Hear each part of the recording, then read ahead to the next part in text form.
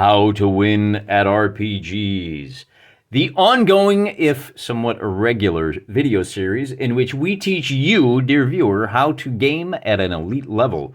Today, we are going to be talking specifically about Advanced Dungeons & Dragons.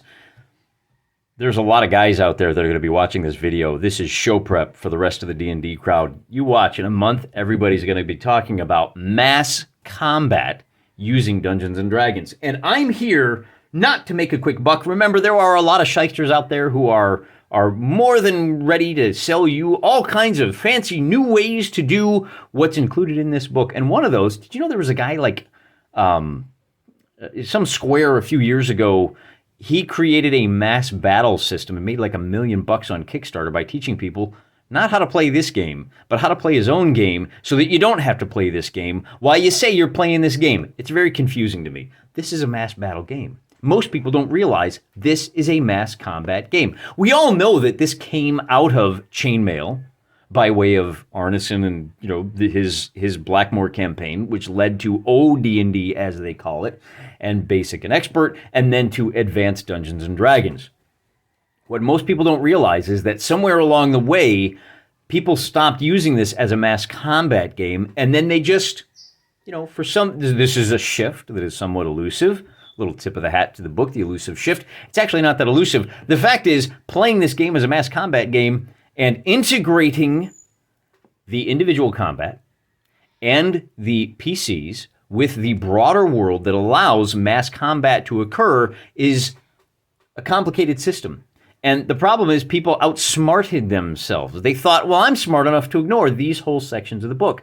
No, you're not. If you ignore those sections of the book, the other sections don't make a lot of sense. And one of the key sections that people have ignored is how easy it is to use this system for mass combat. Let me prove to you that this was designed and intended always from the beginning to include a healthy dose of mass combat. It is baked into the DNA of everything you do.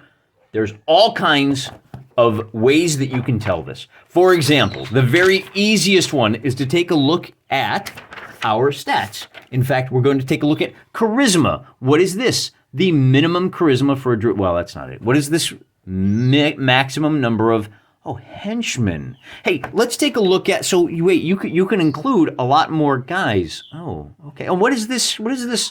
Loyalty and reaction? Oh. Well, that's interesting. Loyalty, what would that be? That would be for allies, wouldn't it? Let's take a look at what happens when you are a fighter. When a fighter attains 9th level, he may establish a freehold, automatically attract a body of men-at-arms led by an above-average fighter. Oh, wait a minute. You can get a stronghold. What?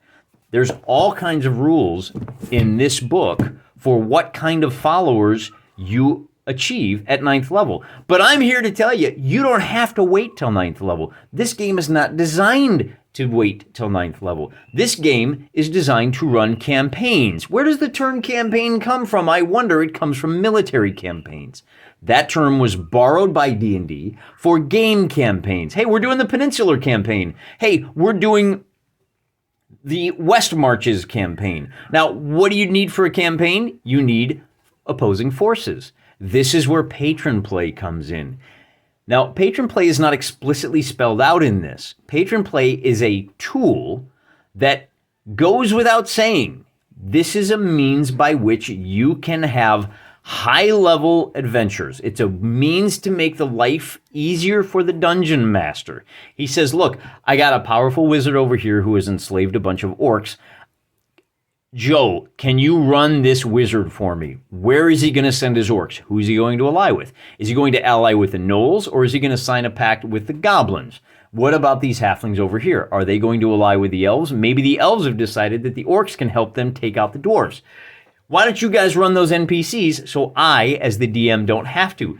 It frees me up. And then you step back because the campaign is a toy for all of us to play with. Not just for the players to try to jump through the DM's hoops. You have a living, breathing world.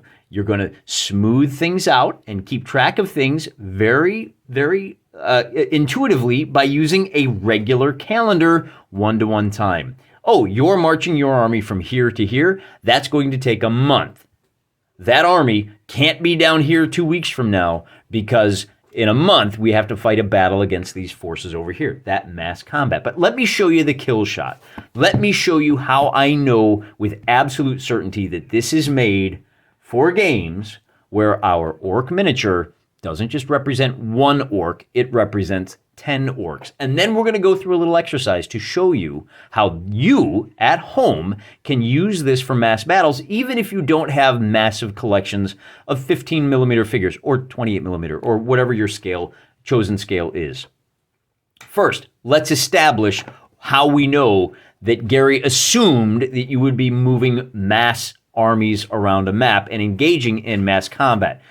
Then we'll look at how easy it is to do. It's right here on page 39 of, well, this is funny. Wait a minute. Wait.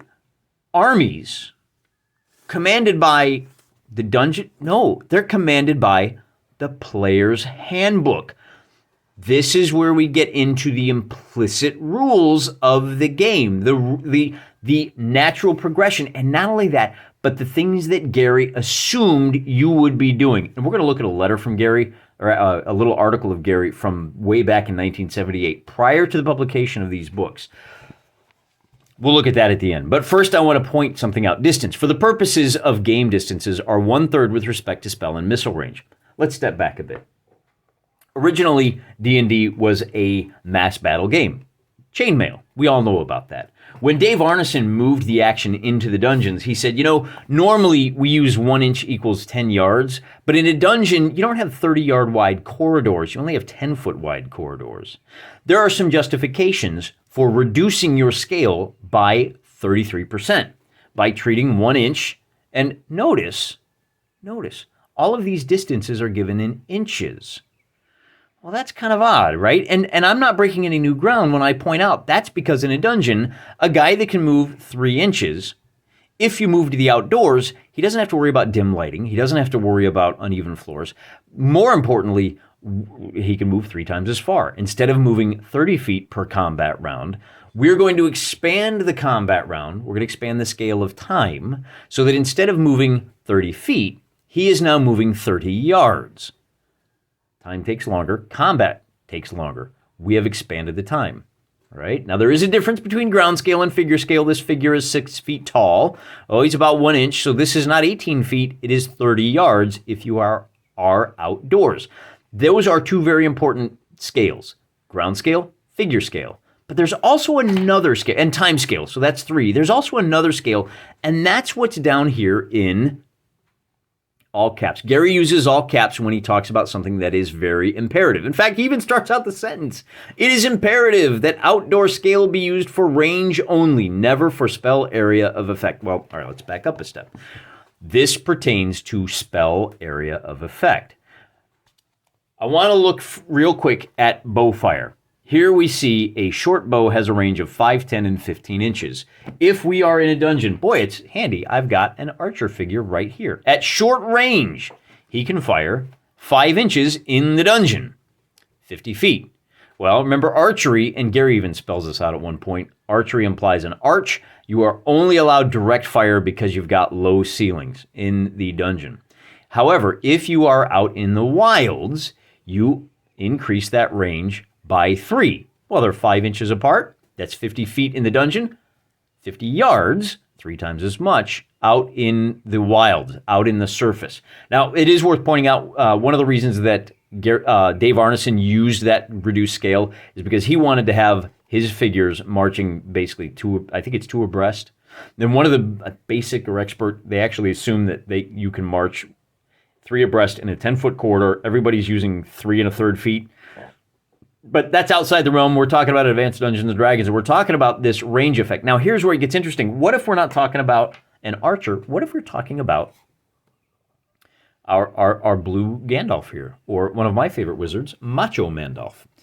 Macho Mandolf is going to cast a spell, and we're going to look at some spells here shortly. The spell range, now if this orc, I'm getting a little bit ahead of myself, right? So, okay. It is imperative that outdoor scale be used for range only. Never for spell area of effect. Well, why would we use area of effect? Unless a figure ratio of 1 to 10 or 1 to 20 is used. Now, there's some stuff about constructions, right? But that's when you're using constructions, that comes into play. And I'm not going to talk about that today. I'm talking about how we scale from this wizard shooting this orc with a magic missile to what if this orc doesn't represent one orc? What if he represents 10 or even 20? Well, why would that be the case? Well, first of all, let's back up a step, right? One of the things that Gary assumes here, hey, let's take a look at orcs, everybody's favorite bad guy. Or here's goblins, right? How many goblins appear? 40 to 400. Wait a minute, how am I supposed to run a combat? What if I got 4 heroes, 1, 2, 3, 4 heroes, and I run into, wait, number appearing of orcs is, I think it's 30 to 300. We can flip to that real quick. I'll bet you yep, there you go. It's almost like I turn to this page frequently. 30 to 300. Oh, proper pig-faced orcs too. 30 to 300. Well, how am I supposed to manage all that? You can do that very easily. But I don't want to leave this point just yet. Gary assumes you're using that 1 to 10. If you're not, then you are going to use the standard ranges. You're going to triple the ranges, but the area of effect stays the way it is. So what do we mean by that? Let's take a look at area of effect real quick, and we're going to take a look at a spell that we're going to use in combat, in flagrante delicto. And let me just find it right here. Cloud kill. Let's look at Stinking Cloud. This is a good one, Stinking Cloud. So Stinking Cloud has a range of 3 inches. Usually we think of that as 30 feet because we're in a dungeon. When we're outside, that's going to be 30 yards. What's the area of effect? 2 by 2 by 2. Is it 20 feet by 20 feet? Right? If you're using a grid, that's a 2 by 2 area.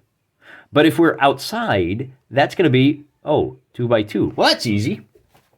In fact, I went ahead and made up a Stinking Cloud. Look, there's a Stinking Cloud right there. Well, hold on now. Remember that 2 by 2 is 20 by 20 feet. If our Mr. Orc over here represents 1 orc, we have to divide that by 1/3. This is going to be a lot smaller. It's going to be 3/4 of an inch by 3/4 of an inch.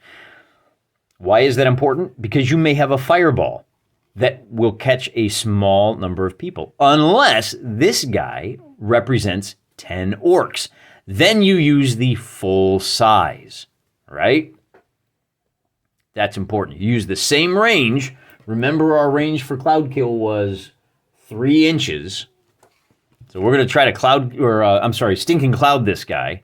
So our wizard has a range of 3 inches, and bam, we're going to drop it right there. It's right on top of our 10 orcs. And now our 10 orcs have to make a saving throw to see what happens to them. Well, do I have to roll 10 dice? And how do I factor it out? I don't.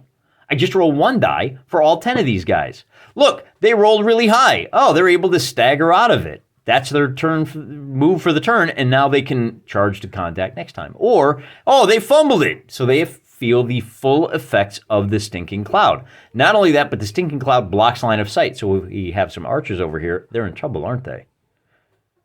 We just went from 1v1 to 1v10 without any issues. That is how powerful these rules are, and that is why these rules work so well as a mass combat. Let's take a look at an example. And again, I want to show you how easy this is to do at your table. I took some 3x5 cards, and our heroes are going to be working for the local townies. The local town has heard about some orcs marching on the town and has opted to march out to meet them.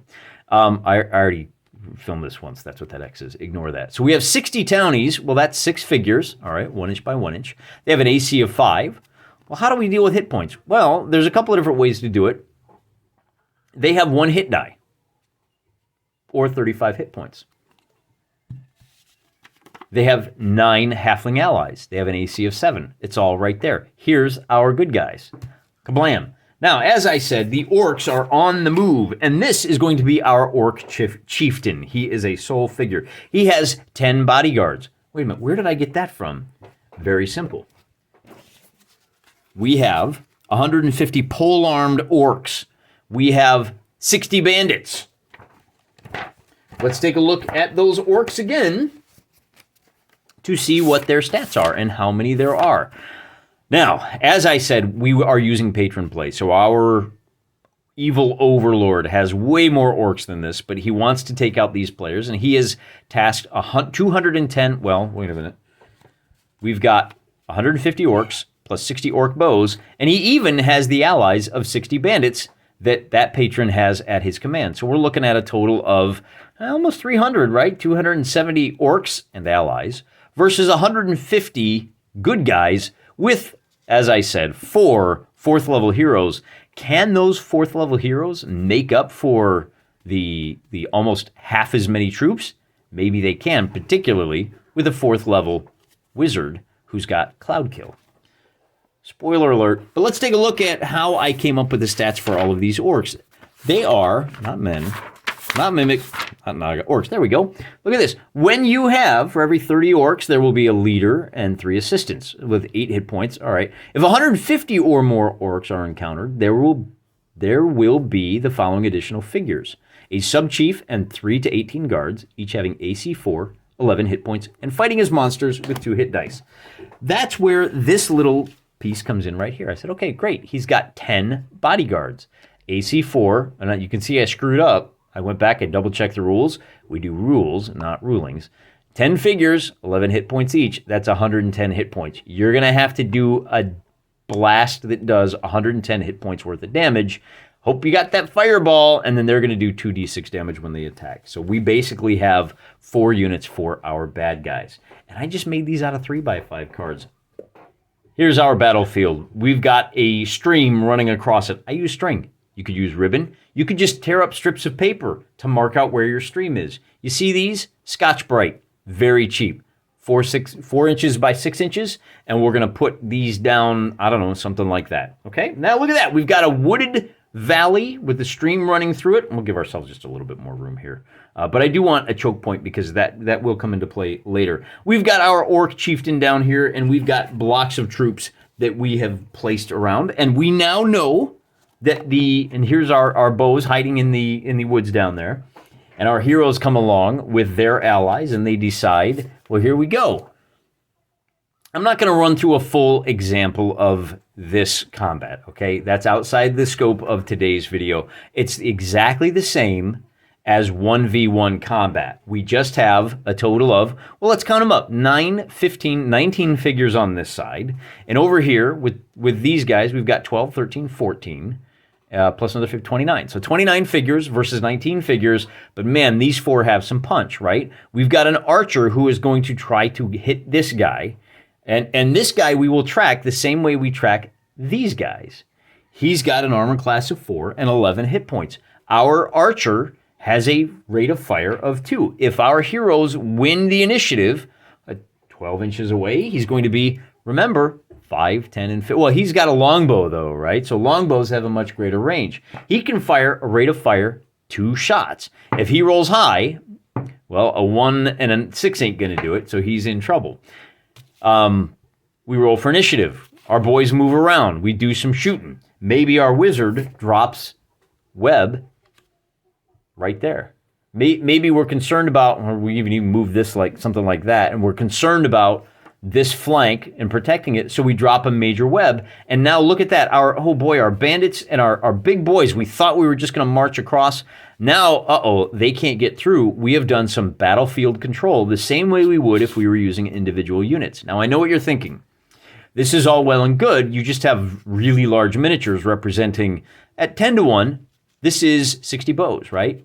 They're going to take 60 shots. So let's take a look. Well, we've only got 3 guys in the front rank. Okay, so these 3 guys are going to shoot at our townies. What is the AC? Well, they're firing as a first as a 1-hit die monster. Firing at AC 5, they are going to need a 14 or higher to hit. I've got 3 chances to do that. Hitting on 15s, I get a 20, an 18, and a 13. Well, that's 2 hits.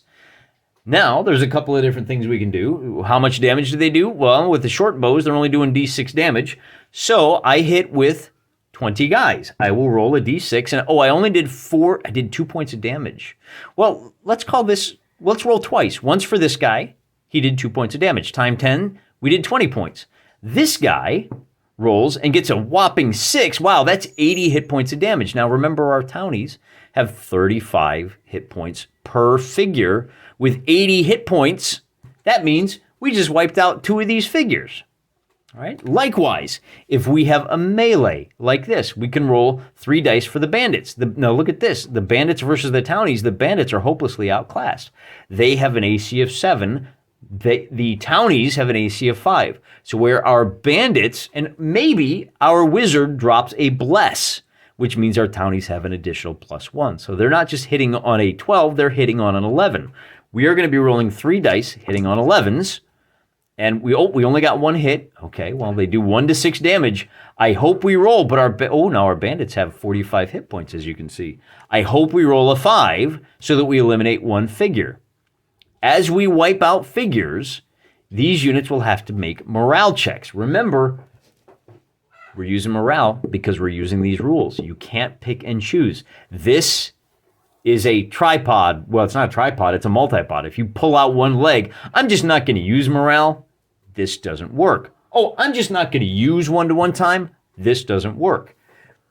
You got to use the whole thing. And that early adoption by role players to treat this as a pen and pencil game and to abandon the roots, the mass combat roots, has caused all kinds of problems that are solved by simply playing the game Gary gave us.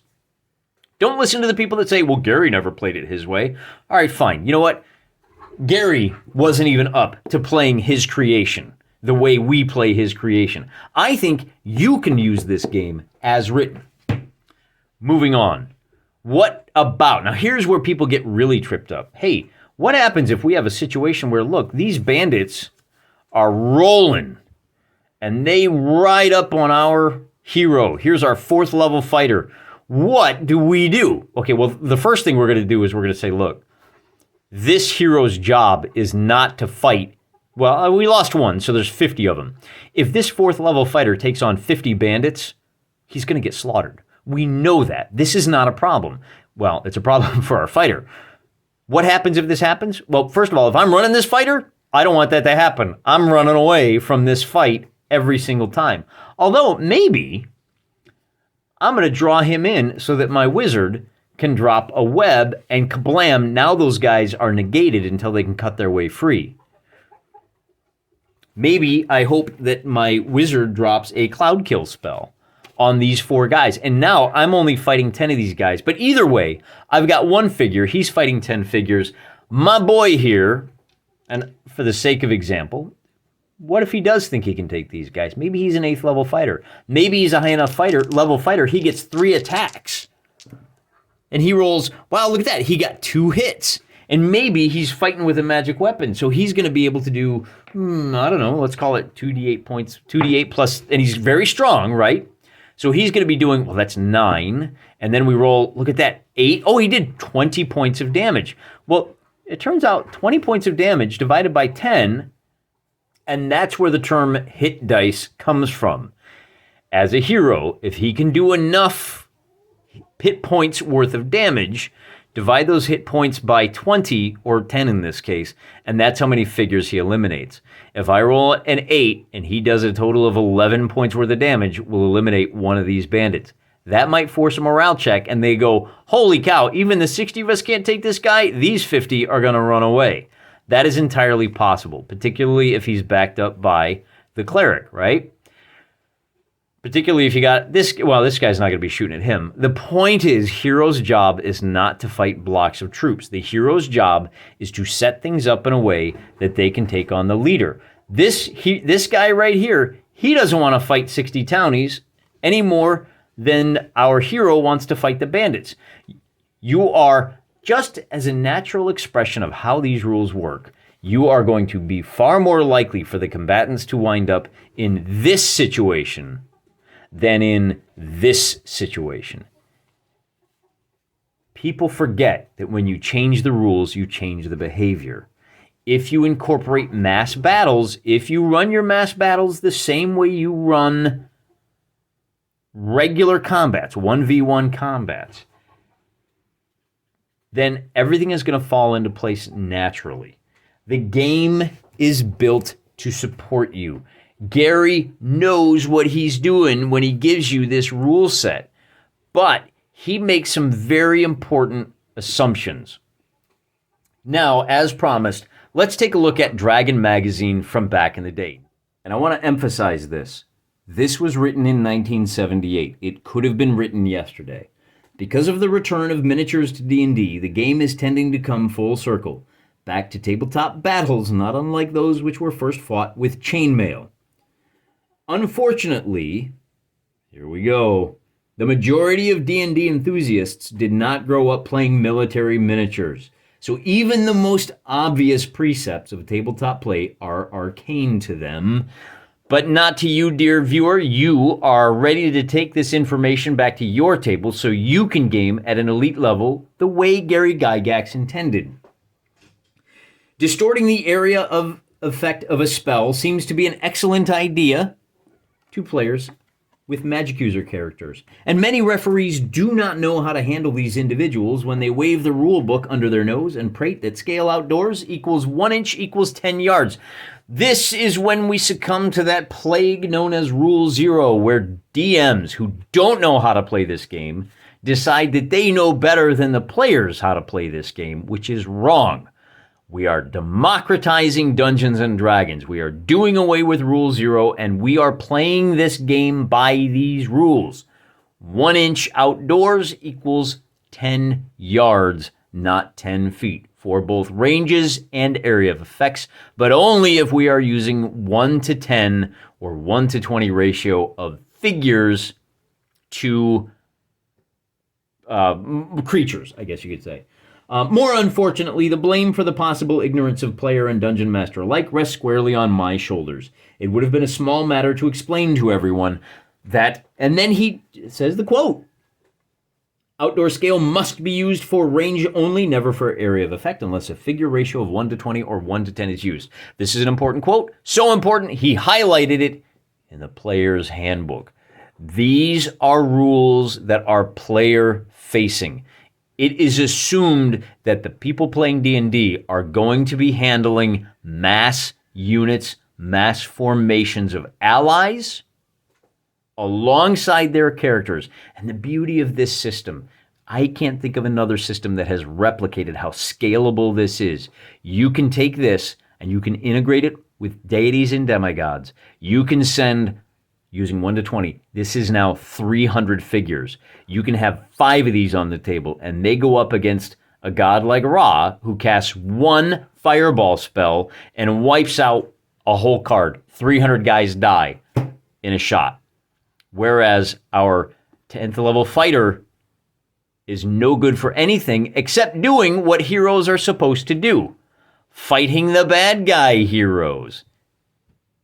It scales perfectly. From first level mooks crawling into a dank hole in the ground hoping for a small hoard of treasure, to player characters that get that small hoard, use it to hire more guys to steal large hoards from dragons, and then build massive armies that they can throw against the other players. Or, alternatively, against dark wizards who are patrons run by other players in the campaign, just the way, and I know this sounds alien to D&D people, how can I possibly be running these high-level guys, these generals? Like, how can I run Napoleon versus Wellington?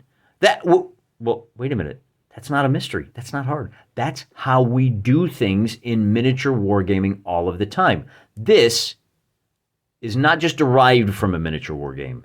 It is a miniature wargame. And when you pull the miniature wargame out of this, you change the fundamental nature, and all of a sudden, huge swaths of these rules start to break down. And the game, in many ways, gets more complicated because you start to ignore all of the supporting structures, all of the systems that Gary built to support your play start to break down, and you get confused and you say, oh man, I sure hope somebody can rebuild what I've destroyed. You don't need somebody to rebuild it. You don't need somebody to write a new supplement that will teach you how to do mass combat in this game. You just need to pay attention to not the fine print. You just need to pay attention to the bold print. It comes up over and over in these rule sets.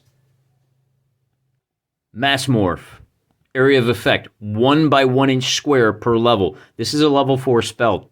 Illusionists have to be very high level. This could be as much as 9 by 9. You are now looking at polymorphing 180 guys all in one shot.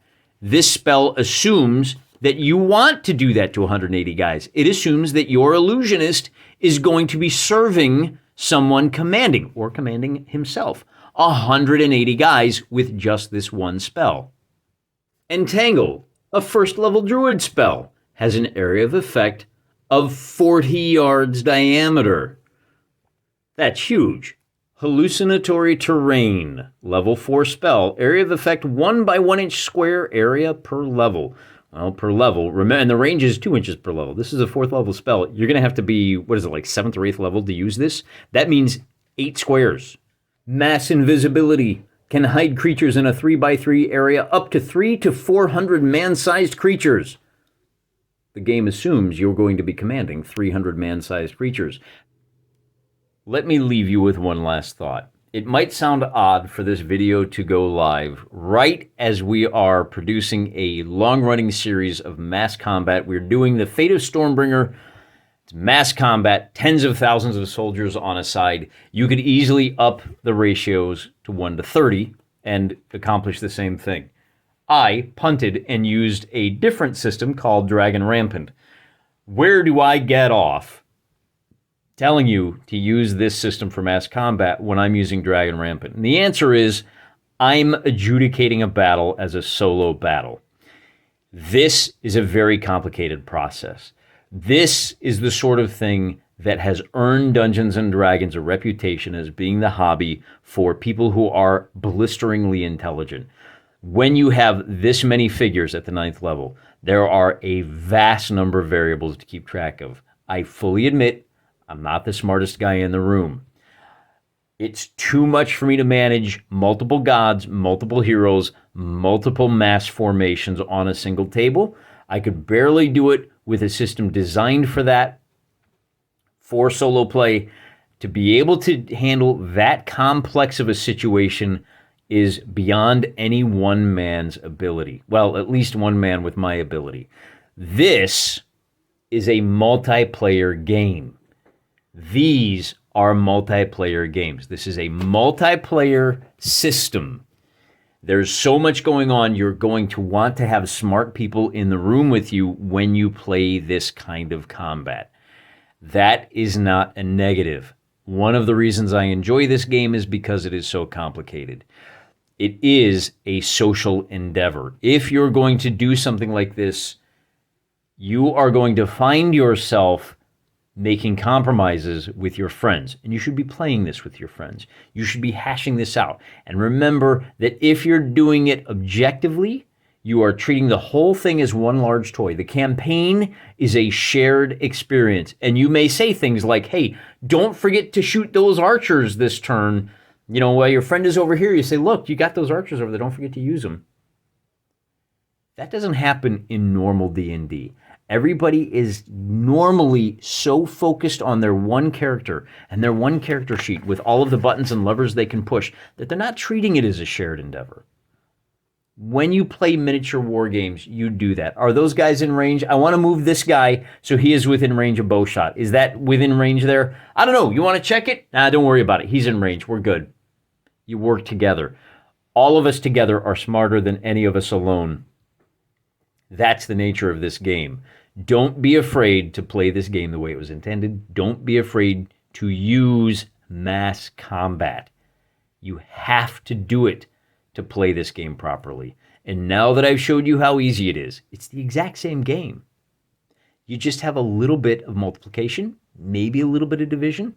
You just treat this block of 180 guys, it's 1 to 20, the same way. Each of these 20 guys is handled the same way this cleric is, only easier because you're only rolling one die. It's just that simple. Use math to your advantage, and you can play at an elite level. Until next time, I'm praying for you.